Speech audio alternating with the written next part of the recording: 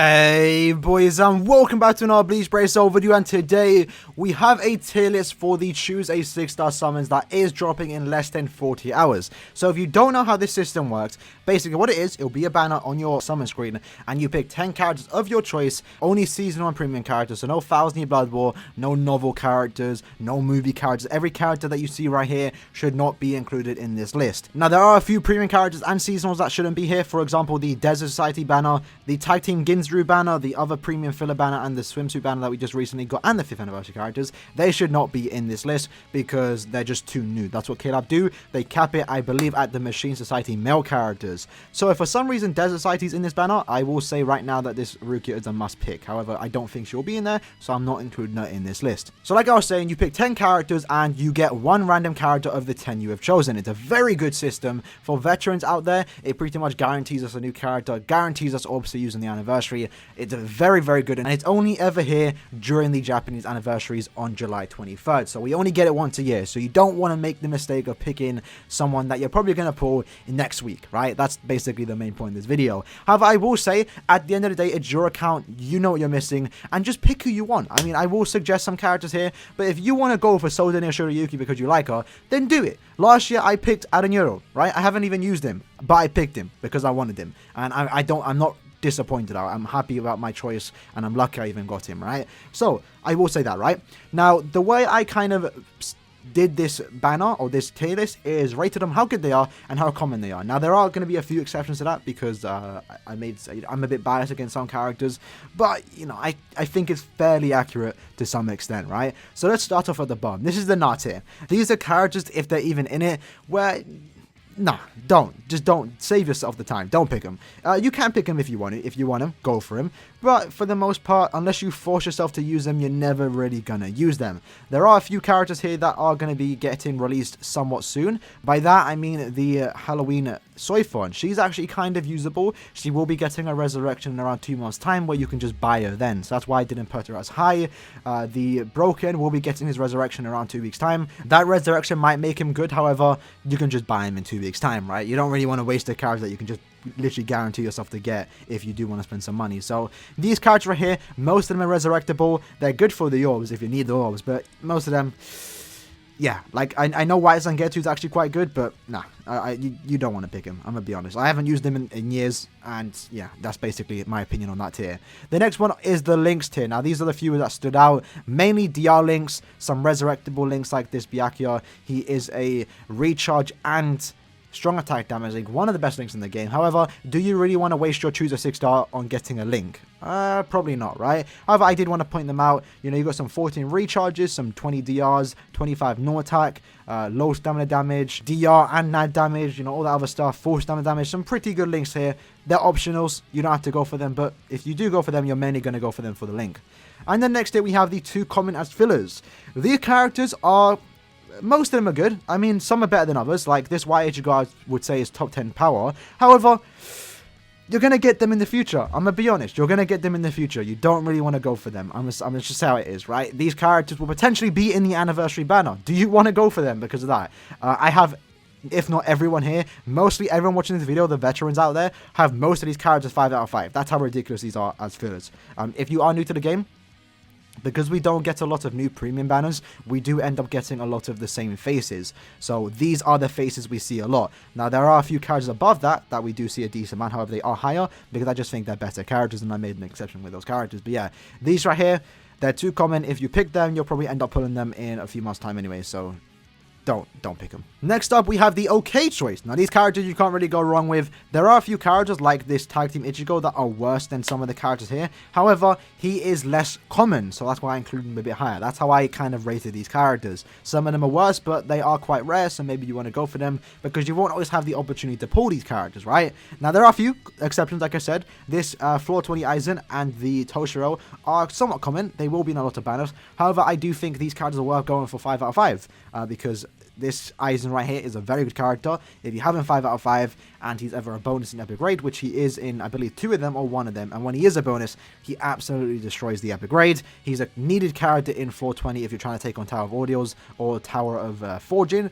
And then you have this Toshiro, who is a pretty good SP character for PvE content. I wouldn't put him in the top 10 for PvE, but that being said, he's a very good character in PvE and PvP. He's the only SP character I would actually suggest using in PvP if you do have him 5 out of 5.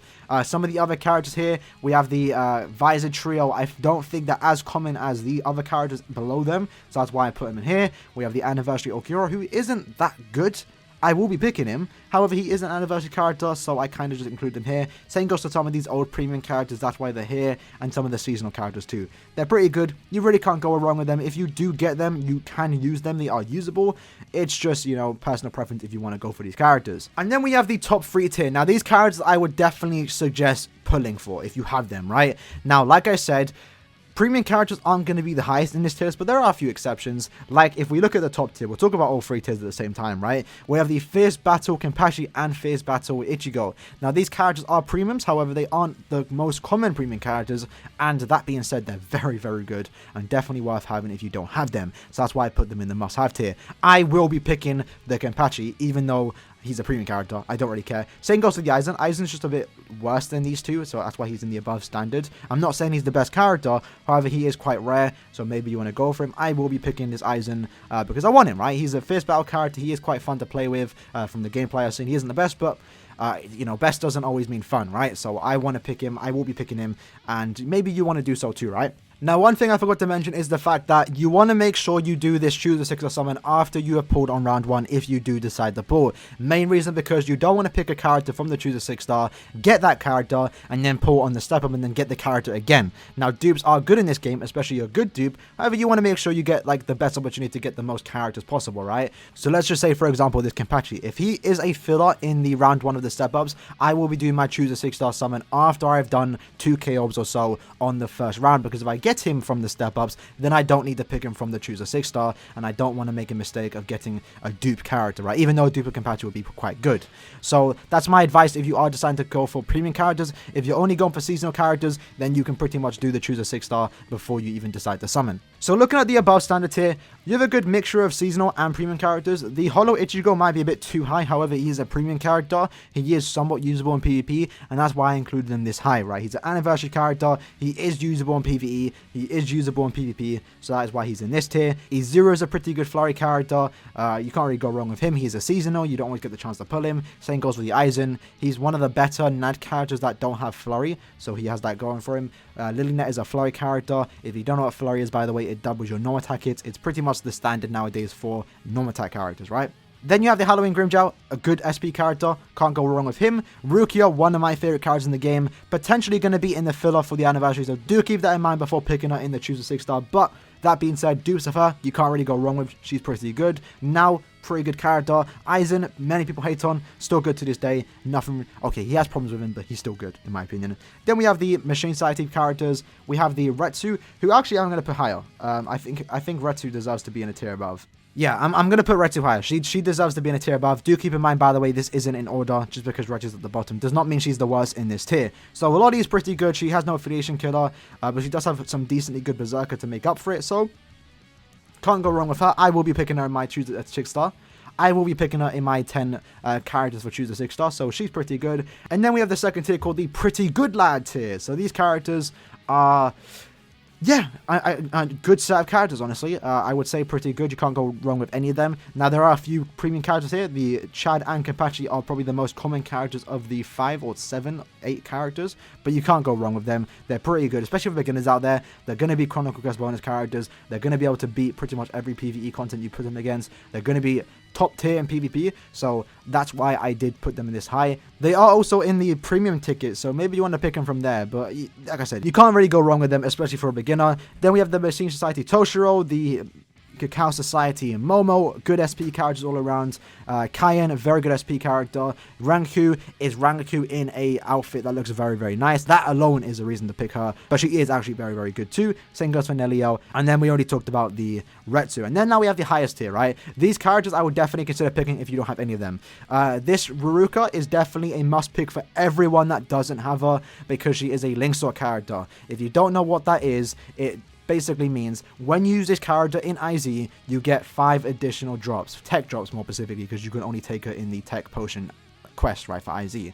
This Link shot skill, only 3 characters have access to. That is her. That is the Desert Rukia, who unfortunately shouldn't be in this Choose a 6-star summon. And then we have the Kenpachi, who, yeah, he isn't in this either, right? So those 3 characters are pretty much must-haves for farming IZ and farming Link shot potions, right? So if you don't have her, you already know the struggle it is to try and get into a co-op game, right? So I think most people, 99% of the people that don't have her, should definitely pick her if you want to make your life easier when farming IZ.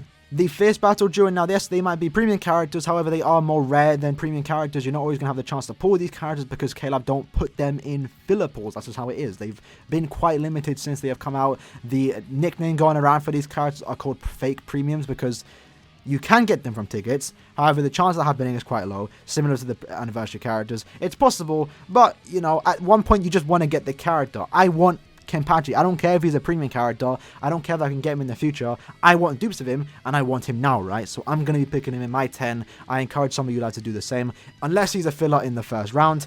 Let's talk about the other premium characters. We have the Mugetsu anniversary character. Very, very good. A popular character, fan favorite. Definitely worth going for because he isn't the most common premium character, and it's down to you if you want to pick him, but he is good to this day. Koga, one of the better premium characters in the game. Very common, however. I will say that. He does appear in a lot of premium banners in the individual banners. I mean, look at me. I had pulled him like 8 times now. So maybe he shouldn't be this high. However, that being said, he is very, very good, even with dupes. So maybe you don't mind getting a dupe of him. Maybe you don't mind getting him now and then getting dupes of him in the future. Maybe it doesn't bother you. He's still good to this day. For beginners out there, if he's not in the round 1 anniversary banner, then definitely consider picking him. Soifon, I think, is going to be a must pick for most people. She is one of the fastest clearing characters in the game, especially if you can max transcend her. I don't think anyone can compete with her speed, which does make her very, very good. And the reason why she's this high is because she is quite old and she doesn't really ever get the opportunity to be summoned for. The only time you can get her is from tickets, which, you know, tickets don't really give you the best chance to get her, right?